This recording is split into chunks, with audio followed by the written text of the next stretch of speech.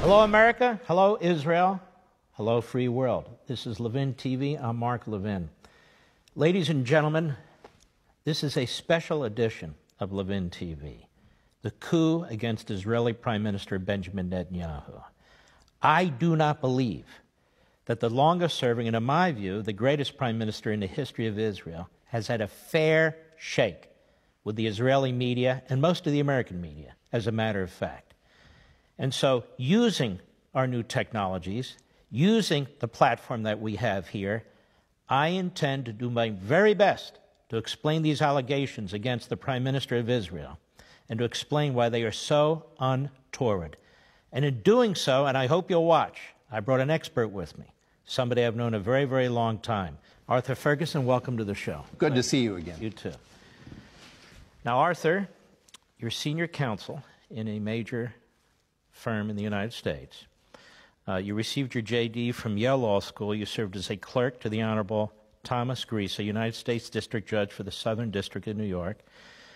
You also clerked for Chief Justice Warren Burger at the time, and you have been a prosecutor, a federal prosecutor for a period of time, as well as a civil prosecutor, as well as a defense lawyer.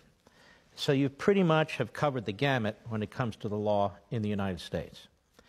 But you have taken a particular interest in what's taking place in Israel. You have family in Israel. You are Jewish. I am Jewish. What takes place in Israel matters to us. That's our ancestral home as well, of the Jewish people. And you're looking at what's taking place with the Prime Minister of Israel, and you contacted me. This is months ago. Yes. Because, you know, I've been very outspoken in my objection to what's taking place based on my own experience as a former chief of staff to a United States Attorney General in the Reagan administration. And we've been comparing thoughts and notes, and so I thought it would be a good idea to bring you on Levin TV, and let's have this discussion so that everybody watching in Israel, in the United States, around the world can understand that this is, in our view, a coup attempt of a sitting prime minister who's now been up for election. And even the timing of the announced coming charges prior to the first election, 5 weeks before the first election, were done in a very devious way. So let's get started here. How many charges are being brought against Benjamin Netanyahu? 3 charges. 3 charges. And they refer to them as Case File 1000, Case File 2000, and Case File 4,000. So let us first go through these case file charges that are being brought by an attorney general. What's the attorney general's name? The attorney general's name is Avichai Mנדלבליט. And he basically oversees a rather large bureaucracy of police officers and prosecutors and others who are, like in the United States, this entrenched bureaucracy. Regardless of who's prime minister, regardless of who controls the Knesset, these people are always there. Yes. And he's sort of the titular head. And if he doesn't control this bureaucracy, the bureaucracy controls him. Absolutely. Is that what's taking place here?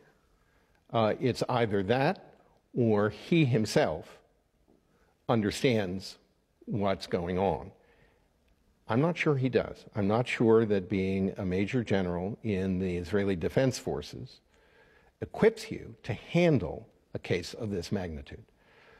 In fact, I don't know whether he's even read this. I am certain the initial problem that Israelis face, that the press faces, and that you and I face, is this, the length of this document. It is 93 pages long. 93 pages. You would have to be a lawyer involved in the case or someone with the time, energy, and experience as a litigator to sit and read through it.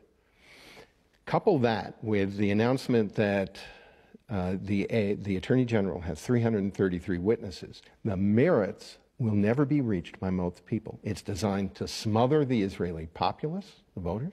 It's designed to smother any person in the press who wants to fairly analyze the charges. It's designed to smother the Prime Minister, to prevent any fair evaluation because they're hidden in this pile of, let me say it, manure. Enormous verbiage, most of it irrelevant. And I want to go into the motives of the Attorney General. Let's do this first. From this. So we have these three charges. We have the three charges. Charge one. The reason you need to be really focused as you read this, it's about 100 pages long, is because you really do need to ferret out the facts from fiction, the law from opinion. I have said this is the longest op-ed I've ever read. Yes. And it's filled with chest beating, emotional language, moral preening. What was your take on it? Well, that's in count 4,000, or in charge 4,000. That's the one that accuses the Prime Minister of bribery, although there is no evidence that he ever agreed to or accepted a bribe.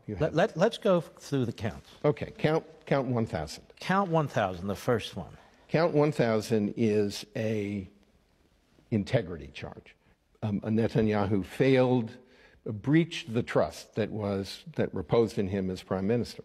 And it alleges that he did favors for somebody who was giving him gifts of champagne and cigars. No bribery is alleged. And this count is generally ignored by the people reporting on it. But it was this count, and in reading this charge sheet, the indictment, what we'd know as indictment, and it was the preliminary one that's been translated into English, that caused me to reflect on the lack of integrity of the Attorney General. Because for you, this count in particular exposed the Attorney General for what he is and what he's doing. Why is that? Why? You have to know a little bit about the count. We have the gifts from one person. It was Arnon Milchan, for whom favors were allegedly done to the Prime Minister and his wife over a period of 5 years. But these are joined with alleged favors done by a separate individual. The only allegation is that this individual, James Packer, an Australian, was introduced to the Prime Minister by Milchan. Packer also allegedly gave champagne and cigars. But received no favors. None. No allegation of favors. No allegation of finding a subterranean or secret means of a benefit gifts to the Prime Minister. To the Prime Minister from Milchan. Nothing. It's just the separate person. So why is he brought up? To juice the charge. To juice the charge, to commingle from a prosecutor's perspective, to aggregate the gifts so it looks like it's something bigger than it is. Yes. So it looks like he got more cigars and more champagne in exchange for doing favors when in fact he did not. Correct. And it increases it by a third. The amount alleged in fair market value to have been received by the Prime Minister is juiced by a third. But he never says why they're joined. They're joined in order for this Attorney General to allege in paragraph 35B the amount of favors that you, meaning the Prime Minister, received over a 5-year period is very high. He would not, the Attorney General would not have included the Packer gifts, for which no favors are alleged to have been received by Packer from the Prime Minister. He would not have done that had he believed the Milchan favors were sufficiently high. Yes. That's good enough. So in other words, and that shows me that this Attorney General is willing to act in an unethical way to prejudice the public opinion. It also tells me that he doesn't think he has enough. He has to juice count one. If he has to juice count one, he'll juice them all. It goes to his authority and to his ethics.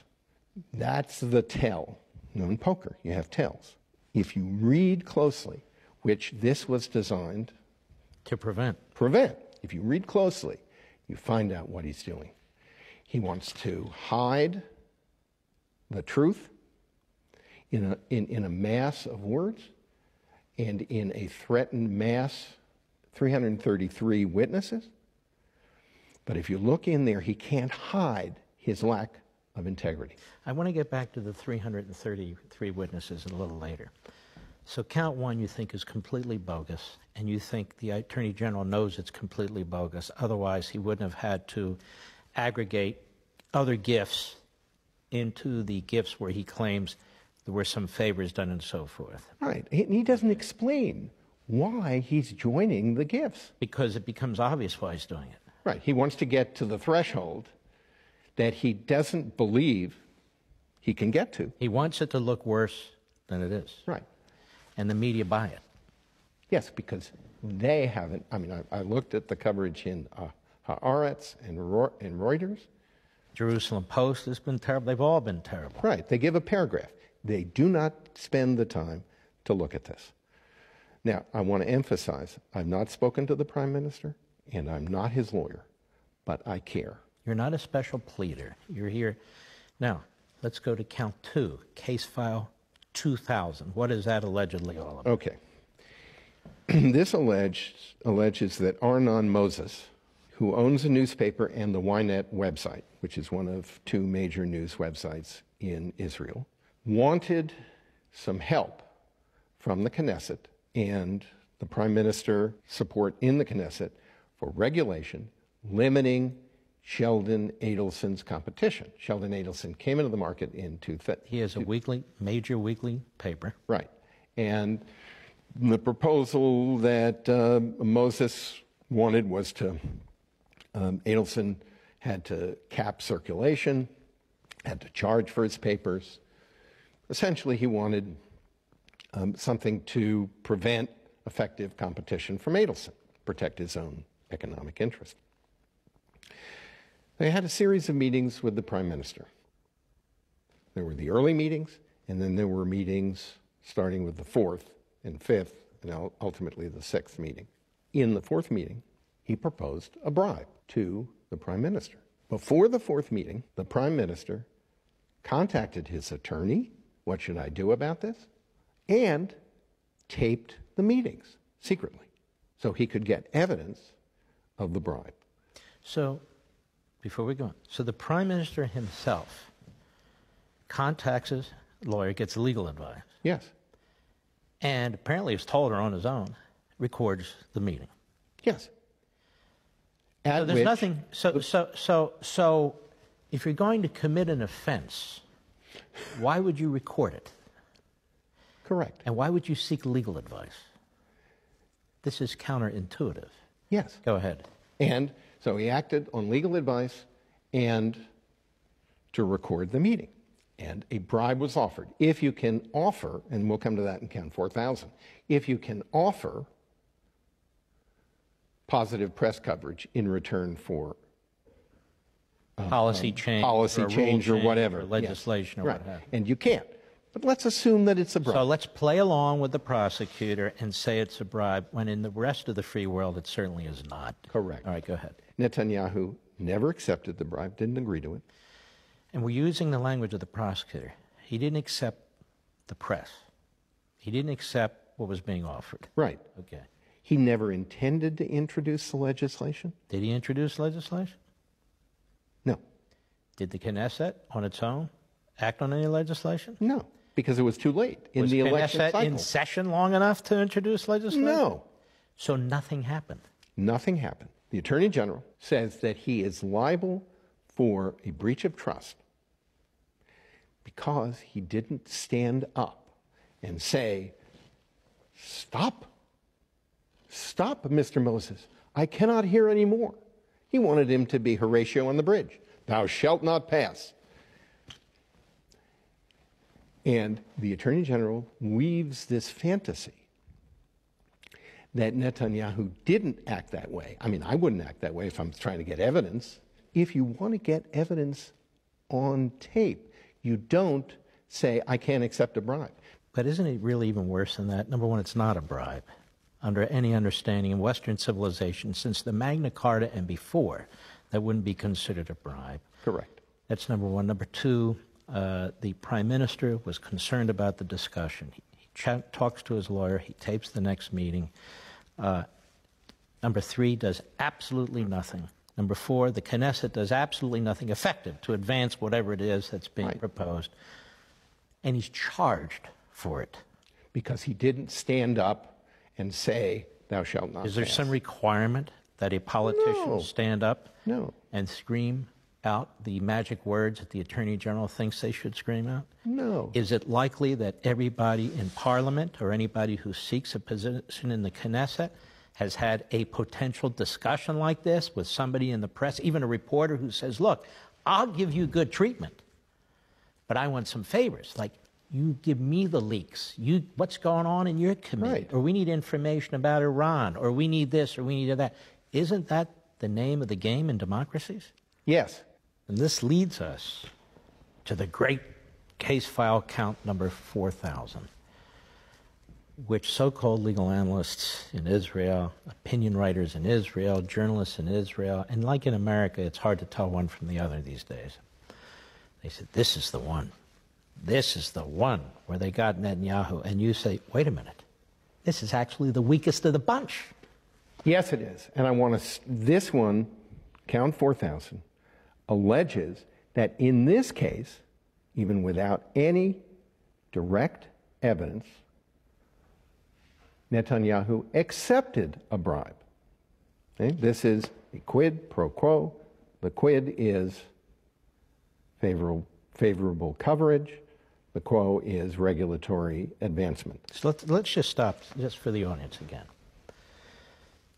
In these two counts, 2,000 and 4,000, we basically now have the state in the form of career police officers, career prosecutors, who report to, you and I would argue, a feckless attorney general. Yes. Who's way over his head. Yes. Or is on some kind of moral crusade of some sort, of his own liking.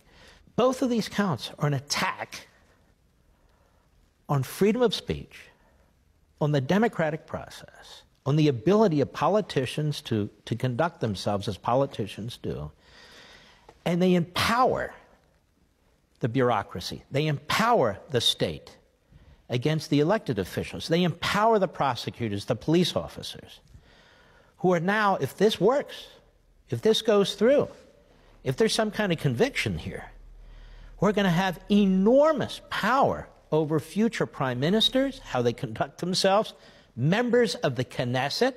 There's really no limit to this, which is why in all civilized societies, but Israel, we've never seen anything like this, have we? Absolutely. And there was a statement provided by U.S. attorneys to the Attorney General when he was considering whether to go ahead with the full indictment. First, he proposed this as an interim charge sheet, and then there was some argument made by the Prime Minister's attorneys and this group that said exactly what you did. This has never happened before, where positive press coverage could be the subject of bribery. And in fact, they go to the, I think it's the Leeson report in the United Kingdom, which examined how dealings are done and have been done by the press in return for release from antitrust but how about in the restrictions. United States? And in the United States. We have William Randolph Hearst. We have William Loeb, from the old Manchester Union leader. You and I would know of him. He made Edmund Muskie cry. They were press barons. They were completely in control. You did what they wanted you to do. Or you wouldn't get positive press. Or you get negative. But isn't, even before we get thoroughly into count 4,000, isn't this what reporters in Israel do every day? Yes. These so-called liberal journalists, they talk to members of the Knesset, they talk to members of the Prime Minister's cabinet. They're looking for leaks, they're looking for information that they can report. And in exchange, are they not assisting, either directly or indirectly, the other party or the other individual who has their own political agenda? I mean, how are you going to criminalize this activity? But that's exactly what they're talking about. The media that are celebrating this and cheering this in Israel are celebrating and cheering their own demise. Yes, absolutely, because every time a journalist talks to or interviews a politician or member of the Knesset and publishes that, there is a risk that they will be prosecuted for bribery and that the Knesset member will be prosecuted for bribery. So what is this case 4000 all about? All right, this case 4000 is another bribery claim, although this time, as opposed to case 2000, there's an allegation of bribery. There couldn't be in case 2000 because the prime minister refused the bribe and taped it. Which wasn't even a bribe, but go ahead. Which wasn't even a bribe. 4000, a complicated, it's another... What's the basics? The basis is that Shaul Elovitch, who controlled completely the Walla website, one of two news websites in Israel, the other one, Ynet, wanted permits and support, particularly for a transaction that would merge two of his companies together. In return, the allegation is, he supplied favorable coverage and responded positively to requests from emissaries of the prime minister and conveyed those requests to the CEO, Yeshua, of the Walla website. Okay. And that coverage was changed. That is the essential allegation. There are quotes, extensive quotes, goes on for pages and pages, about how Elovitch believed that unless he gave positive coverage, these permits wouldn't be granted and the merger wouldn't be approved, or the combination of these different entities that he had wouldn't be approved. All right. But no evidence that the prime minister ever agreed to such a proposal, even if it could properly be criminalized. And it can't be, for reasons that you've elucidated, and which I completely agree with.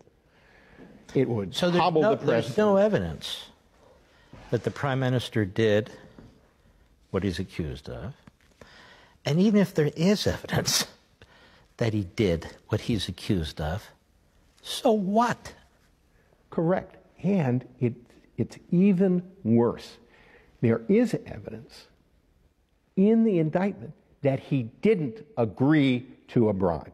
There is evidence because when he was presented with a bribe proposal in count 2000, he said no. He did not agree to it. He didn't act on it. He didn't agree to it. Couldn't be done. So your point... And he taped it. Your point as a former criminal prosecutor, among other things, is we have absolutely no pattern here of a prime minister taking bribes at any time for anything, in any way, anywhere. Yes. In fact, the evidence is opposite. It is exculpatory. Yes. In exactly the same situation. Okay? When an explicit quid pro quo was proffered, he didn't accept it. So basically what they've done here is they've taken routine, customized, traditional give and take with reporters, with publishers, and so forth, and have criminalized it. Yes. And even under the worst arguments that they make, they're not crimes. Correct. And we've looked at Israeli law, and we've looked at these facts.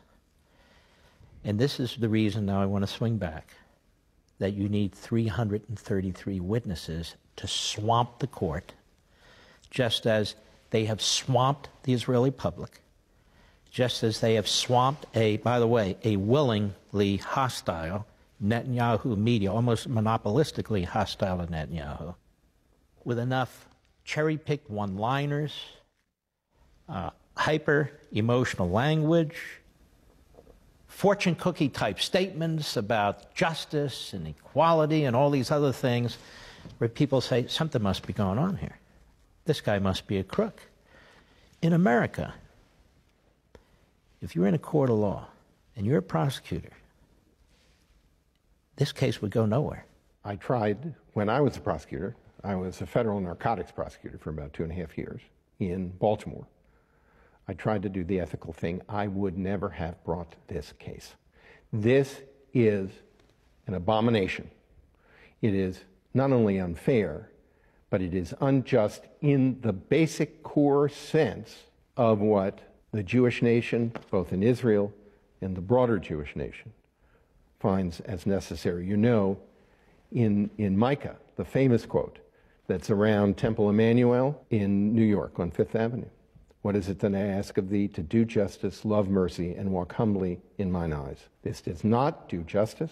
This does not provide mercy. And there is no humility in a 93-page charging statement. There is the opposite of humility. This is at the core of Micah's famous statement. Or let me point this out, see if you agree. Look what it's done to the body politic in Israel. Look at all the tumult it has created. Now we're potentially headed into a third election. Is there any doubt in your mind that this was intended by this Attorney General, for whatever his reasons? I've got my own ideas. To create exactly this scenario? Yes. To prevent Netanyahu from being reelected? Yes. To depose him? Yes. After all these years in office? Yes. And there's really no effective check on the Attorney General? No. The only check on the Attorney General is the people of Israel, who can look at this and actually demand that the reporters and the analysts read through this and look at what is said and analyze it with some depth. If we are the people of the book, we've been given a whole new book that is longer than most of the prophets. Read it, discuss it, engage with it, and I believe that you, the people of Israel, and people around the world, will understand what a put-up job this is. And when you read count 4,000, charge 4,000, there is language that I find very disturbing. It reminds me of James Comey, the avenging... Former FBI director in the United States. Right. The avenging angel. God is on my side. And I wrote it down. It's very disturbing for a prosecutor to use this about the people whom he is charging with a crime. That the Prime Minister wanted slanting coverage. That the Prime Minister gained an irregular foothold in Wallah. That the relationship between the Prime Minister and Elovich was abnormal. And this was an extreme deviation, talking about the policy disputes that underlay some of this. And he uses language, as you've pointed out to me before, egregious. Yeah. Everything's egregious. 6 times. 6 times. We have egregious obedience, egregious acquiescence, egregious demands, egregious capitulation. Then I stopped counting. And I believe there were 4 more times. It's an extraordinary relationship. You know what? This is such an amateur job. I mean, honestly, sitting back, I've written Supreme Court briefs. I've written appellate court briefs, motions. You've done the same thing. You've argued cases in front of the United States Supreme Court. This is Mickey Mouse stuff. This is so awful and so incompetent. But they had no choice, did they? If you're going to take down the sitting prime minister, the longest-serving prime minister in the history of the state of Israel, you've got to have some reasons. And if you don't, you better make it sound damn good. That's right. And smother it in words and witnesses. The idea of the 333 witnesses and a document this long, 100-page charge sheet, is to devour the system. Let me ask you about 333 witnesses. I looked at this list. It is mind-numbing. Sheldon Adelson, his wife, the ambassador to Israel, Ron Dermer, anybody Netanyahu's met with, talked with, had a meal with, who served with Netanyahu. Is this yet more of an example, beyond what we've discussed, of an effort to burn down the system and to try and force Netanyahu out of office, to try and humiliate him, to try and burden him so he can't do his duties, facing down Iran or whatever he's doing in a given day and so forth? This strikes me, this Attorney General strikes me, just speaking for myself, as more dangerous right now to the state of Israel than any of the enemies that surround the state of Israel. Yes, because he's taking away from the voters of the state of Israel the ability to choose the prime minister on the merits. He has threatened a trial with 333 witnesses. What are we talking about, a 6-month trial? I am going to put the prime minister, if you re-elect him, this is the message to the voters, If you reelect him, we're going to go through each of the allegations in these 93 pages, and I'm going to have 333 witnesses. I will cripple him if you elect him as prime minister. I will cripple the state of Israel. Unless, maybe we read in the press, he resigns and apologizes. Right. Does that not prove the whole point? Yes. This is the one thing that the indictment... It almost sounds like the Dreyfus case to me. Yes. I know that sounds strange, but I'm starting to think that's what's going on within the state of Israel. Yes.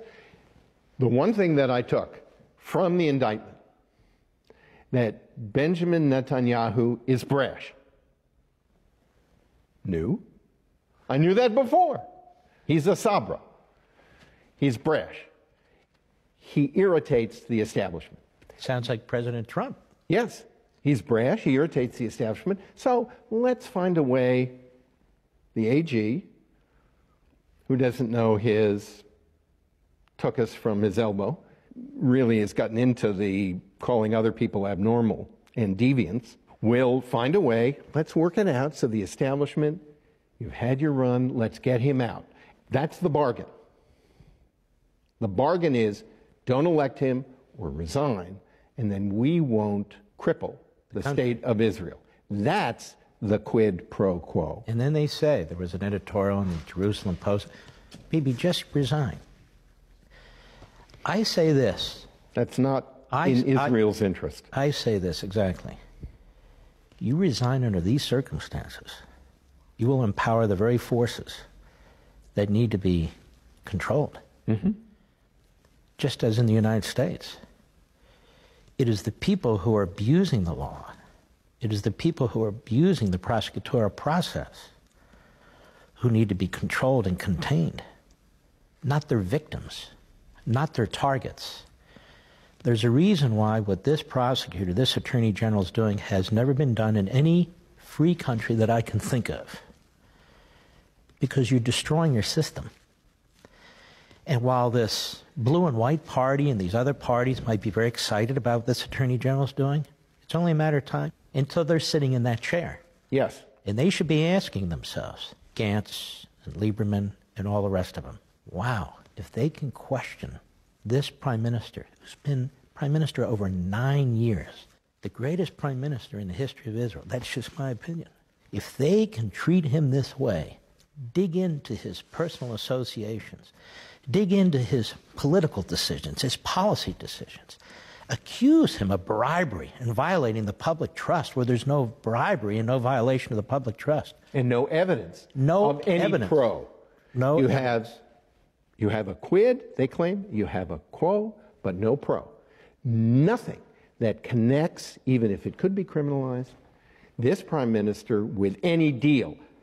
But the evidence in case 2000 is if a bribery were proposed, he wouldn't accept it. He would get evidence against the briber. That's the evidence we have. There is none taking him. What this attorney general is, in my view,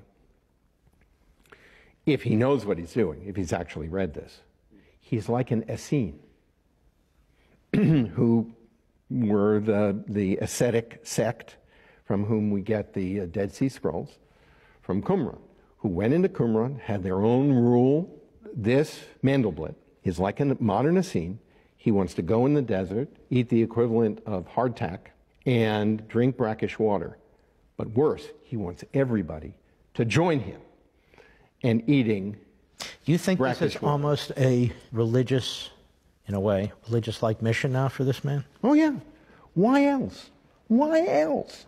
Use the terms deviant, abnormal, egregious. Everything's egregious. He also talks, I mean, this man wants to reform Israel. He wants politicians to act nice, and he wants to protect the journalists. He even talks about one of the motives in paragraph 104, one of the most egregious paragraphs.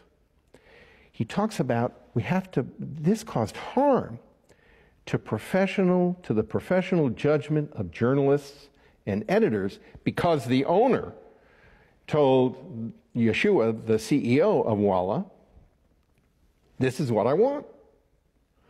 We have to protect these. And then he accuses this Attorney General, whose experience was as a Major General in the IDF. I'm sure he was a fine Major General. Elovich shouldn't have told Yeshua to give positive coverage to Netanyahu. So in other words, let me cut to the chase. So what you're saying here is he's saying, I need to police the profession of journalism. Right, even though he was not a journalist. And moreover, let me add this. There have been leaks galore out of his operation. Yeah. Well, aren't they guilty of bribery? They're leaking for positive press. Why else are they leaking? That's right. So where's the investigation of the investigators? There isn't any. Because in Israel, that's just not going to... I just want to underscore the point. Yes. So basically, there have been well-timed leaks to help the Attorney General's narrative and the positioning of the case. Leaks before key election dates, leaks before key court dates. There have been bribery, according to him, there's been bribery committed left and right by his own operation. That's right. And as you and I both know, the purpose of leaks are to smear your targets. And then leaks are intended to smear this prime minister in the course of an election process. I guess what amazes me, and I'll finish on this point with you, I guess what amazes me, whether in the United States or Israel, how the so-called press has really damaged our republic and that democracy. That is, on freedom of the press. That is, they've taken the side of one ideology or one party or another, and they launder their so-called coverage through that ideology, through that party. Now, in the case of Israel, they don't have conservative talk radio.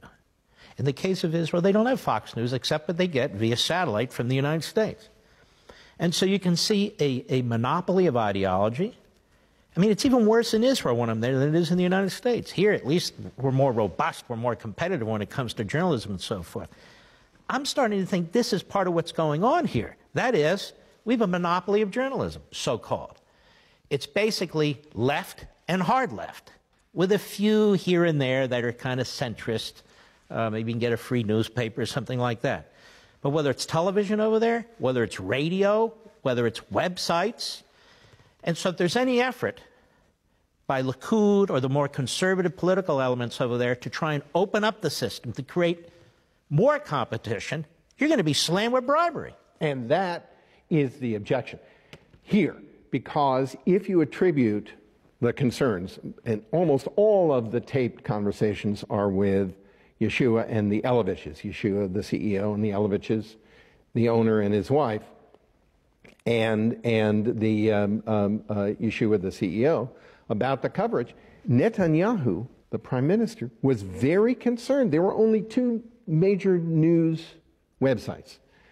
There were only a few newspapers that could give him coverage. He wanted to protect himself and get his story out. The presentation is that he was very engaged in understanding what the coverage was. We're going to have a trial on whether he was right about the bias against him. That doesn't belong in a criminal trial. This is, in my understanding of what a prosecutor has enormous power, Mark. I knew that when I was a prosecutor.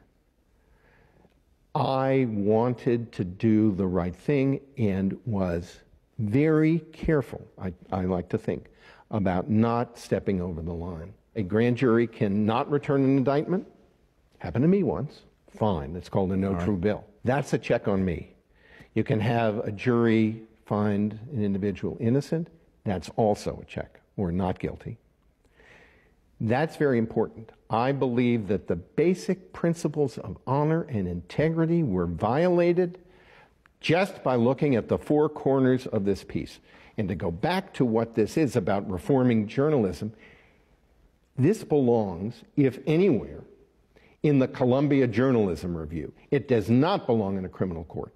This should not be handled there. Arthur Ferguson, I want to thank you. Our special program, the coup against Prime Minister Netanyahu of Israel.